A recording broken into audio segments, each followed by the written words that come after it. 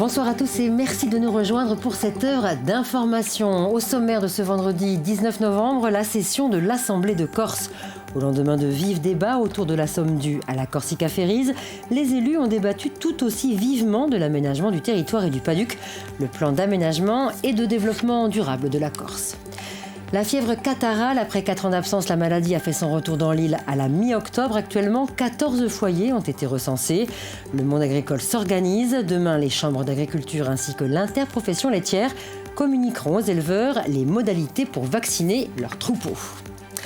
Avant cela, on parle de culture et plus précisément de cinéma avec la présidente de l'association Sirocco pour les premières rencontres des cinémas arabes d'hier et d'aujourd'hui. C'est dans Intanto, regardez.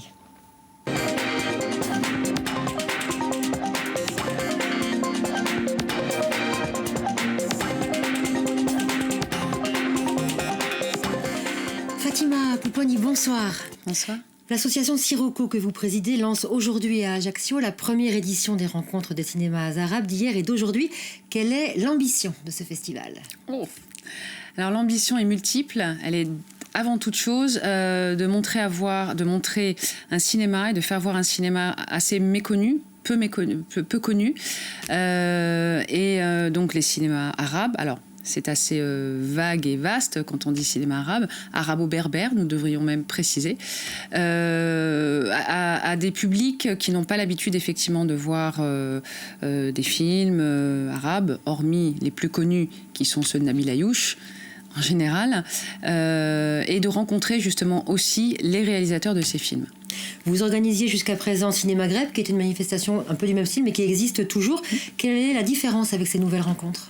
En termes de ligne éditoriale, il y a une des différences étant sur la partie géographique des films, où on ne se limite pas qu'au Maghreb, même s'il y a aussi bien sûr le Maghreb, et sur une question de ligne éditoriale, artistique aussi, et thématique parfois. C'est une manifestation itinérante en Corse. Les projections commencent aujourd'hui à Ajaccio, puis ce sera à Prunelli-di-Fiumor, Boulay-le-Rouscorté. Pourquoi ce choix de l'itinérance ? Alors, un petit peu dans la même veine, j'ai envie de dire, qu'avec Cinéma Greb, ce qu'on faisait déjà à Cinéma Greb et qu'on avait initié, c'était justement cette itinérance. C'est souvent les partenaires qui nous ont sollicités, tout naturellement, à vouloir rejoindre l'aventure de ce festival. Et comme j'aime à le dire, c'est un peu la caravane de Sirocco, là, qui amène, effectivement, qui fait voyager sur d'autres territoires insulaires que seulement Ajaccio ou éventuellement Bastia.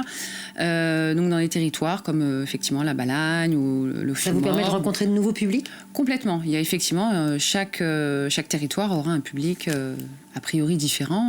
Oui. Vous parliez de partenaires, comment vous financez cette manifestation ? Combien vous êtes de bénévoles à travailler et comment vous financez tout ça ? Alors, on est de bénévoles, je dirais actifs, on est un peu moins d'une dizaine. Ensuite, il est évident que le partenariat, il n'est pas que financier, il est bien sûr aussi sur la force d'action, j'ai envie de dire. C'est des partenaires aussi opérationnels. Les cinémas, par exemple, j'imagine ? Évidemment. Donc, toutes les salles de cinéma, qu'il s'agisse de l'Ellipse pour Ajaccio, de l'Excelsior à Prunelli-di-Fiumor, le Fogat à l'Île-Rousse, et l'Alba, nouvellement à Corté, sont évidemment des partenaires précieux puisque tout se passe chez eux, bien sûr. D'accord. Le festival commence donc ce soir à Ajaccio, même dans quelques minutes, avec Burning Casablanca, un film d'Ismaël El Iraki, un film salué par la critique internationale et même conseillé, j'ai entendu, dans Le Masque et la Plume par Xavier Le Herpeur. Pourquoi vous l'avez choisi en ouverture ? Parce qu'il est justement dans la ligne éditoriale que nous souhaitions principalement pour l'ouverture de ce festival, à savoir le hier et aujourd'hui. C'est-à-dire qu'aujourd'hui, on a un nouveau cinéma, une espèce de nouvelle vague dans le monde arabe, particulièrement au Maghreb, et entre autres au Maroc, et que ce film traduit vraiment un film de genre avant toute chose par le réalisateur. Avant d'être un film arabe, vous voulez dire ? Exactement. Tout à fait. Jusqu'au 24 novembre, on pourra donc voir des longs métrages de fiction comme celui-ci, mais aussi des documentaires ? Oui, des documentaires, tout à fait. Alors, il y a le documentaire Chez nous, le documentaire, alors Rome plutôt que vous, qui est entre le documentaire et la fiction, présenté par Salima Tenfish, puisque c'est une chercheuse que nous avons invitée, qui est chercheuse à la Sorbonne, spécialiste donc de Tariq Teguia, du réalisateur algérien. Et effectivement, nous avons un panel assez... il y a souvent quand même des films très récents. Nous avons même une avant-première avec Le diable n'existe pas, donc c'est un film iranien. Alors là, on n'est plus dans le monde arabe, parce que c'est perse, mais on fait un focus tout de même. Vous éloignez à l'Est. Voilà. On s'est permis quand même. Et on a aussi des courts-métrages. Aussi, on a 3 courts-métrages précisément, donc qui sont des courts-métrages d'ailleurs insulaires, sur une thématique précise, sur le racisme en Corse, principalement, sur ces courts-métrages, en présence des réalisateurs pour les 3. On retiendra donc que c'est jusqu'au 24 novembre, ce festival Sirocco d'Ajaccio à Corté, avec des séances, si je ne me trompe pas, à 6 €, 4 pour les étudiants. C'est ça. Pass sanitaire obligatoire, évidemment. Et le programme complet est sur votre site internet sirocco.corsica. Merci d'avoir été notre invité. Merci à vous. On vous souhaite un bon festival. Merci bien.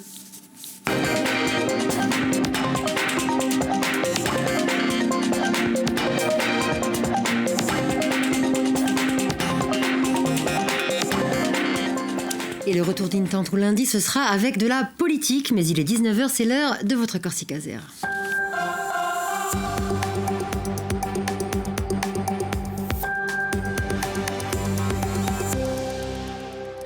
Et à la une de ce 19 novembre, la session de l'Assemblée de Corse. Au lendemain de vifs débats autour de la créance due à la Corsica Ferries, les élus ont débattu tout aussi intensément de l'aménagement du territoire.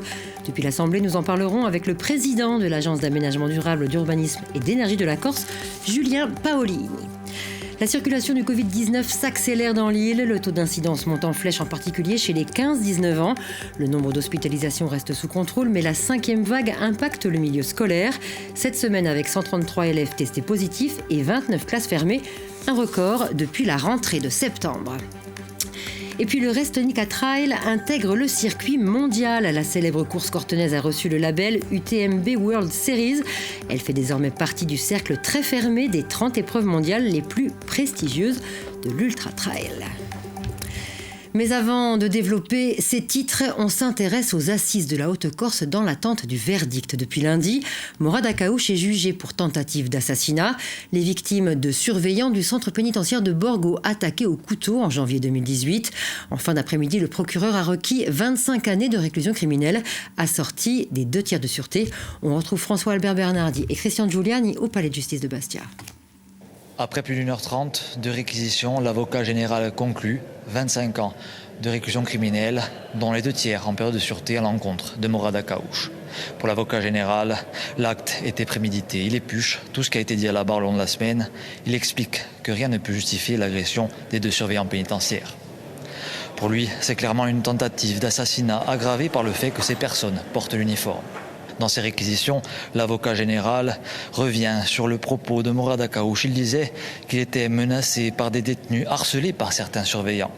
Pour l'avocat général, la vie en prison n'est pas rose, mais elle n'est pas noire non plus. Au sujet de l'acte religieux, il n'y croit pas. Ce n'est qu'un prétexte selon lui, ce n'est pas le mobile. Pour lui, Morad Akaouche a construit son acte sur ce qu'il considérait comme des injustices. Cette dernière après-midi de procès était consacrée aussi aux plaidoiries des parties civiles. 3 avocats des parties civiles se succèdent à la barre. Ils évoquent le contexte, l'honneur à sauver de ces surveillants et leurs blessures irréparables. Le message, c'est les 2 fonctionnaires qui vont souffrir toute leur vie. Ils ont souffert dans leur chair, ils ont des séquelles psychologiques. Et puis on a essayé de leur enlever leur dignité. Et le travail étant une vertu importante, on a tenu à restaurer leur place, leur véritable place. La salle s'est actuellement vidée. Les collègues des 2 victimes qui étaient venus nombreux n'ont pas souhaité assister aux plaidoiries de la défense qui sont actuellement en cours. La défense qui va tenter de convaincre les jurés que ces réquisitions sont trop importantes pour leurs clients. Le verdict, quant à lui, devrait tomber très tard dans la soirée. En politique, après les vifs débats hier autour de la somme due à la Corsica Ferries, la tension est restée palpable ce vendredi à l'Assemblée de Corse. Au menu, l'aménagement du territoire et le bilan du PADUC, l'occasion de nombreuses passes d'armes entre les élus de différents bords politiques. Ambiance avec Marc-Antoine Renucci et Marion Fiamme. Vous dites, on va faire une évaluation. On va réunir des experts, mais c'est pas la peine.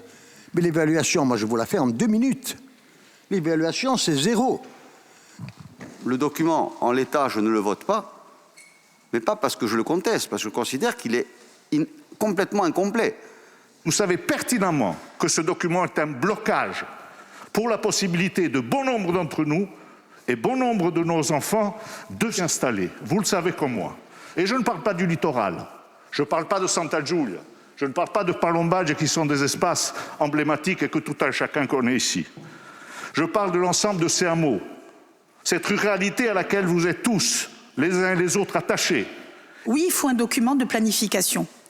Mais qui dit planification, c'est un vrai outil de planification, avec des secteurs bien déterminés, et non pas des lettres au Père Noël, avec des volets du PADD tellement fourre-tout, excusez-moi, que ça en devient pratiquement indéclinable.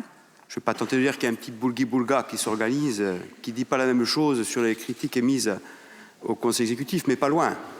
Je ne crois pas avoir entendu dans les propos de Corinne Frantz les mêmes propos que dans d'autres groupes, par exemple. Nous, on a besoin d'un PADUC qui soit rapidement opérationnel. Pas d'un document qui, au fil des mois et des années, emprunte sensiblement le même chemin que son prédécesseur. C'est désolant. C'est désolant quand on entend les propos de Jean-Christophe Angelini. On a l'impression qu'il n'était pas précédemment au Conseil exécutif, il ne faisait pas partie de cette majorité. Moi, ce que je veux conserver à l'endroit de toutes et de tous, et de chacun, c'est le respect. Et j'en connais la politique et cet hémicycle depuis trop longtemps pour ne pas mesurer ce qu'il est en train de dire et ce qu'il est en train de faire. Ça a été souligné, je crois, par Jean-Christophe Acquavier. La fils révélateur. Votre père, à un moment donné dans cet hémicycle, a fait résonner 2 phrases. Nous vous tendons la main, vous nous tournez le dos.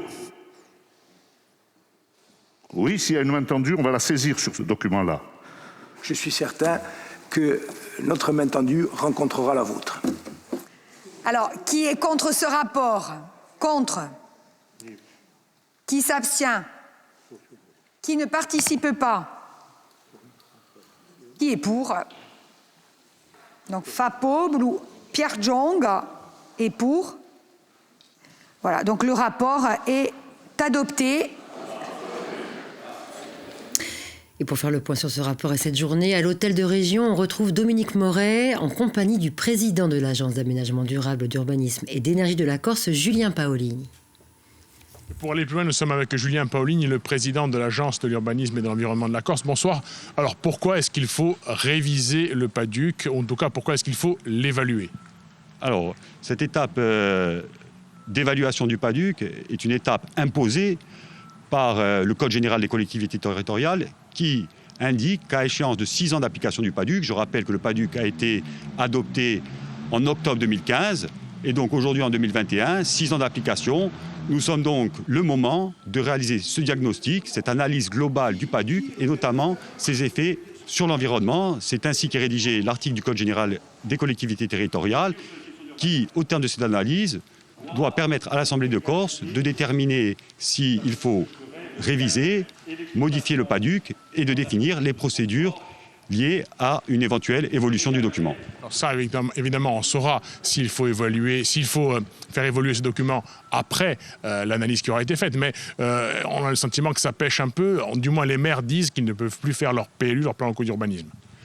Alors, bien entendu, il y a un certain nombre de dispositions législatives et réglementaires qui ont été adoptées par l'Assemblée nationale et qui sont postérieures à l'application du PADUC.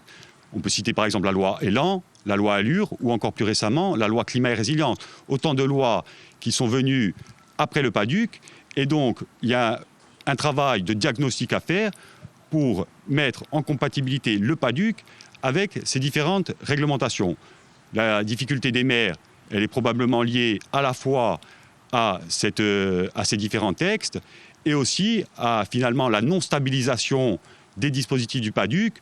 On peut citer par exemple les 3 ans qui ont été donnés aux communes pour mettre leurs documents d'urbanisme en compatibilité avec le PADUC, puis ensuite différentes lois au niveau national qui sont venues, je dirais, impacter les règles de l'urbanisme en Corse, même si, et il faut le rappeler, je crois, c'est important de le dire aux Corses, que le PADUC ne traite pas que des questions d'urbanisme, mais de questions bien plus larges, l'économie, l'agriculture, l'environnement et bien d'autres sujets. À ce propos, il a été dit aujourd'hui par certains conseillers d'opposition, notamment Marie-Thérèse Mariotti, que finalement il y a 106 000 hectares d'espaces stratégiques agricoles et pour autant on n'a pas donné les moyens à des éventuels agriculteurs de s'y installer.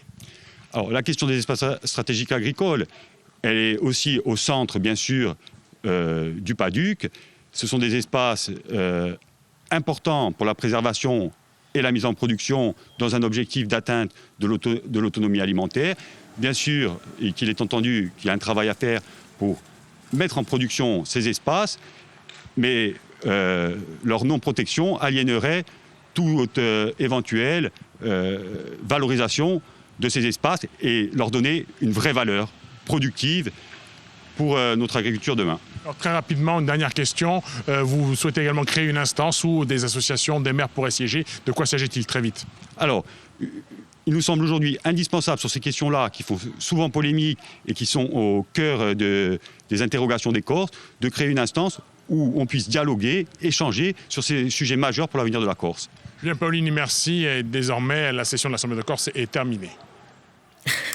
Et pour aller plus loin, Jean-Vitus Albertini nous a rejoint. Bonsoir Jean-Vitus. Bonsoir. On l'a compris, la majorité refuse donc d'honorer sa créance envers la Corsica Ferries. L'Assemblée ne l'a pas inscrite à son budget supplémentaire. Quelle analyse peut-on faire de ce nouveau bras de fer entre l'État et la collectivité? Eh bien, on a assisté une fois de plus hier à une énième confrontation entre l'État central et la collectivité de Corse. Un résumé en fait de ce qui s'est déroulé durant 5 années, même si tout n'a pas été mis sur la place publique, loin s'en faut. Alors, on pourra toujours disserter à l'infini sur les aspects juridiques de cette affaire, l'application de la loi, les recours éventuels, etc., etc. Un peu comme dans le dossier du rapatriement des prisonniers. Alors l'affaire, elle est essentiellement politique et on en revient là à la sempiternelle opposition entre une logique centralisatrice qui s'est très nettement accentuée durant ce quinquennat et puis une démarche qui se veut émancipatrice sans en avoir ni les capacités ni les moyens. On en est donc là aujourd'hui et ce sont la Corse et les Corses qui en font les frais sans mauvais jeu de mots. Le paiement de l'amende aura des conséquences pour les communes dont l'aide se verra réduite et puis se posera aussi à terme la question de la DSP maritime. Alors on le voit, la situation de blocage est totale et l'on ne discerne aucune perspective à court ou à moyen terme. Dans ce contexte, est-ce que la venue du Premier ministre avant la fin de l'année, mais aussi celle du Président de la République, qui serait dans les tuyaux pour le début de l'année prochaine, pourrait ouvrir une porte ? Ben oui, le conditionnel en fait s'impose parce que jusqu'à présent, les rencontres officielles ou officieuses n'ont abouti à rien. La dernière entrevue entre Jean Castex et Gilles Simeoni en est la preuve. Alors, qu'est-ce qui pourrait débloquer les choses aujourd'hui ? Ben, très franchement, on n'en sait rien. Pour l'heure, cette confrontation n'a pas de conséquences dans l'opinion. Elle reste au stade de l'affrontement institutionnel et aucun mouvement revendicatif ou de contestation populaire ne s'est fait jour. Pourtant, il y a un moment où il faudra bien sortir de ce problème et ce n'est qu'à travers un compromis. Gilles Simeoni a été très largement réélu en juin dernier et est en place encore pour 6 ans. Emmanuel Macron, lui, pourrait l'être en mai prochain et pour 5 années supplémentaires. On imagine donc assez mal que ce statu quo perdure sans qu'il y ait des conséquences fâcheuses à terme. Conséquences dont nous aurons sûrement l'occasion de reparler. Merci Jean-Vitus pour toutes ces précisions.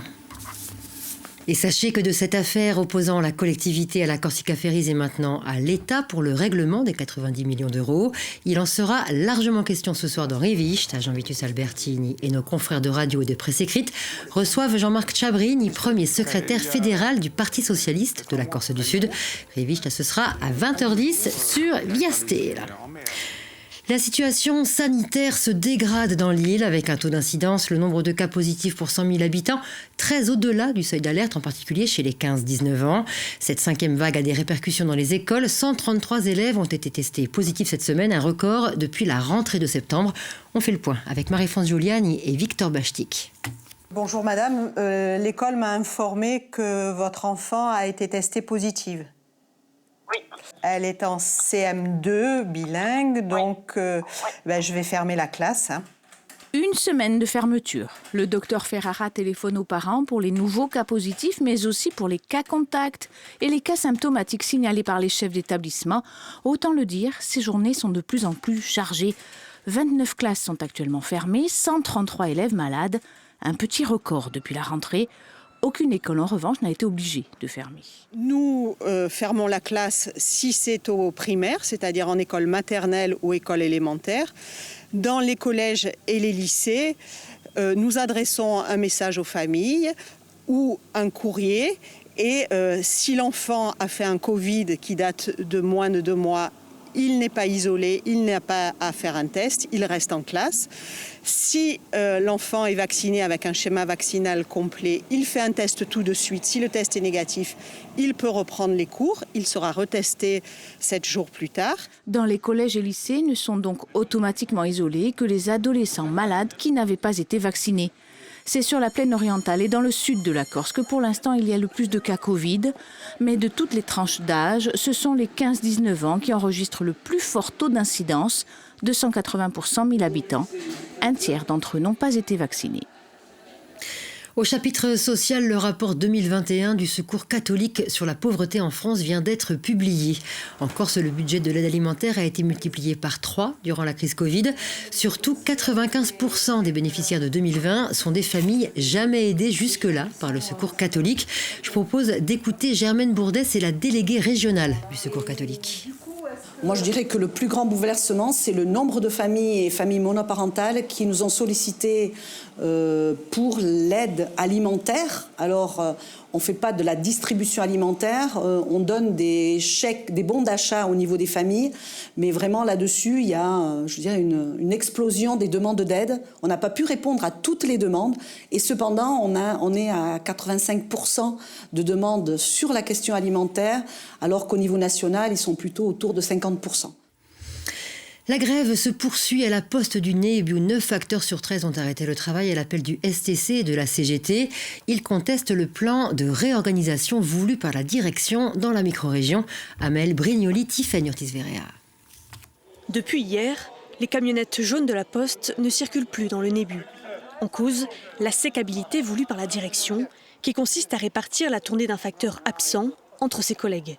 Une organisation de travail déjà employée sur le continent. Ça n'a jamais arrangé ni les conditions de travail des agents, ni la qualité de service rendue et qu'on doit aux usagers. Donc ça permet à la Poste de distribuer plus avec moins de personnel. Donc, et ça casse l'emploi, et ça diminue les conditions de travail, et en plus de ça, ça dégrade la qualité de service. Avant de négocier avec la direction sur cette réorganisation, l'intersyndicale CGT-STC exige des locaux plus grands et moins vétustes. On a une plateforme qui est en équilibre. On prend des chariots dans des conditions où tout le matin on peut se prendre un chariot sur la tête. Donc à un moment donné, il faut arrêter. On n'est pas des bêtes, on est des ouvriers. On est là pour travailler, on est payé pour travailler, mais il faut prendre en considération notre état de travail. De leur côté, les usagers comprennent les revendications des grévistes, mais ils sont quand même bien embêtés. On attend quand même des papiers importants, notaires, avocats, et on attend aussi, on attendait un livre pour le petit pour l'école, et depuis samedi on n'avait rien. Donc tous les jours on descend chercher. Ils ont des choses à défendre, c'est normal, mais bon après c'est à la Poste de mettre en place des solutions pour pas qu'on soit pénalisé, parce que quand on envoie une lettre, on paye un service et il serait bien que ce service soit honoré. La mairie, elle, se dit prête à aider pour trouver de nouveaux locaux. Si la Poste cherche un site, on peut les aider à en trouver un dans le secteur de Saint-Florent. Ça, il est évident qu'il n'est pas question pour nous, dans un premier temps, que la Poste soit délocalisée. Dans un communiqué, la direction affirme qu'elle acceptera de reprendre les discussions lorsque le blocage du site sera levé. Pas question pour les facteurs, ils ont voté ce matin la poursuite du mouvement. La fièvre catarrhale, la maladie qui n'avait pas été recensée en Corse depuis 2017, est de nouveau présente sur le territoire depuis la mi-octobre. Actuellement, 14 foyers ont été recensés. Même si la maladie progresse lentement, le monde agricole s'organise pour vacciner les troupeaux. Solange Gradiani, Daniel Bansard. Depuis l'arrivée de la fièvre catarrhale à la mi-octobre, les frères Cardi sont sur le qui-vive. Ils inspectent leurs troupeaux de 600 brebis régulièrement. Dès l'apparition du premier foyer en Haute-Corse, ils ont contacté au plus vite les vétérinaires. À ce moment-là, on a fait appel à eux, on leur a demandé de nous commander des vaccins. Nous, on a déjà du matériel pour traiter les animaux, du matériel de droguerie, et donc on a fait nous-mêmes les injections. Total de la facture, 1 600 €. L'éleveur espère un remboursement de cette dépense. En Corse, la fièvre catarrhale continue de progresser lentement. On dénombre à l'heure actuelle 6 foyers en Haute-Corse, 8 en Corse du Sud et 2 en attente de résultats, toujours dans le Piemonte. Demain, les chambres d'agriculture, l'interprofession laitière, ovine et caprine vont lancer une campagne d'information sur les modalités à suivre. Ça s'est traduit par une prise en charge aux alentours de 80%. Le vaccin sera remboursé avec un plafond à 2 € la dose. La visite de l'acte de vaccination du vétérinaire sera prise en charge avec un plafond à 86,35 € hors taxe. Et concernant chaque bête vaccinée, ça sera de l'ordre de 0,80 € par bête vaccinée. Sur le premier troupeau infecté en Haute-Corse, à Pénilla, 120 animaux sont morts sur un total de 900 brebis. Pour ce vétérinaire qui a suivi le troupeau, les conséquences de la fièvre catarrhale sont difficiles à évaluer. Je pense qu'il y a eu pas mal d'élevages qui ont eu un passage de la maladie et qui ne l'ont pas déclaré ou dont les vétérinaires n'ont pas voulu se déplacer, ce qui est arrivé, pour mettre en évidence le virus. Mieux vaut le savoir, une fois inoculé, le vaccin contre la fièvre catarrhale est actif 3 à 4 semaines après son injection. Du sport maintenant avec une nouvelle savoureuse pour les amateurs. Le Restonica Trail intègre le circuit mondial. La célèbre course cortonaise a reçu le label UTMB World Series. Elle fait désormais partie des 30 épreuves mondiales les plus prestigieuses de l'Ultra Trail. Jean-André Marchiani. En juillet prochain, ces images du Restonica Trail entreront dans une nouvelle dimension. Pour la 14e édition, l'événement qui compte déjà environ 1500 participants chaque année vient d'obtenir une reconnaissance internationale portée par l'Ultra Trail Mont Blanc World Series. En bref, cette course du Centre Corse entre désormais dans le cercle très fermé des 30 parcours de trail les plus prestigieux du monde, faisant armes égales avec certaines courses de Chine, des États-Unis, de Hong Kong et donc du Mont Blanc que l'on voit sur ces images. Je pense qu'il y a 2 critères qui ont dû jouer fortement. Premièrement, c'est la Corse elle-même et sa destination et sa beauté. Le second critère sportif et humain, c'est qu'on connaît les organisateurs depuis une douzaine d'années. Ils nous ont vu évoluer, ils connaissent notre façon de faire. Ça a dû servir au rapprochement des 2 courses. L'avantage pour les participants de cette nouvelle étape du World Series, ces derniers y gagneront désormais des points appelés Stones, qui compteront dans leur participation à la finale lors du célèbre Ultra Trail Mont Blanc. Mais les conséquences seront aussi évidemment économiques pour la région et les organisateurs, même s'il est un peu tôt pour le dire. Cette portée internationale devrait faire venir plus de monde de l'extérieur au Restonica Trail et promouvoir encore un peu plus la destination corse et montagnarde. Et c'est déjà la fin de ce journal. Merci de votre fidélité. Dans un instant, la suite du 19-20 avec l'édition nationale. Au sommaire ce soir, la Haute Autorité de Santé recommande une dose de rappel du vaccin contre le Covid à partir de 40 ans. Emmanuel Macron n'est pas contre. On attend la réponse du gouvernement. Dans le même temps, l'Autriche décide de confiner l'ensemble de sa population. Ils se sentent abandonnés, les pêcheurs français toujours sans licence pour pêcher dans les eaux anglaises. Le gouvernement cherche en vain à les rassurer. Vous verrez tout cela dans un instant avec Catherine Matoche et les équipes de France 3. Le prochain point sur l'actualité insulaire, ce sera en langue corse à 20h avec Frédéric Danez. Et quant à moi, je vous retrouve demain à midi pile pour un nouveau flash. Je vous souhaite une excellente soirée.